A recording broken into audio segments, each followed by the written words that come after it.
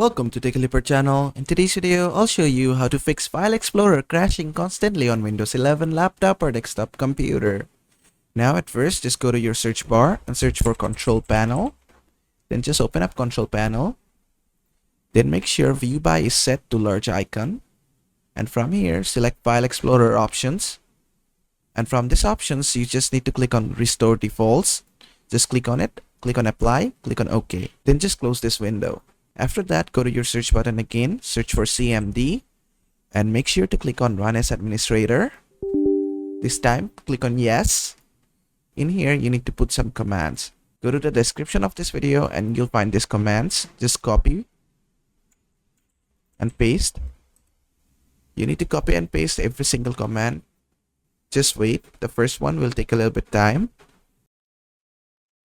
And after the verification has been done 100%, your scanning has been done. Now you can just paste the second command in here. Just copy the second command and put it in here. And then click on enter. Then just wait.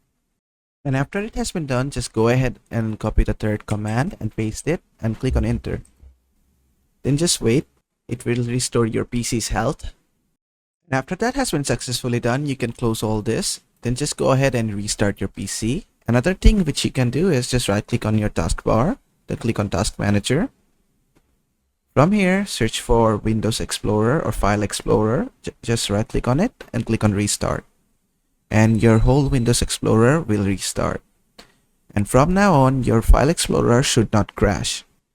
And that is how to fix File Explorer constantly crashing on Windows 11 laptop or desktop computer. I hope this video was helpful. If it was, please give it a thumbs up and don't forget to subscribe.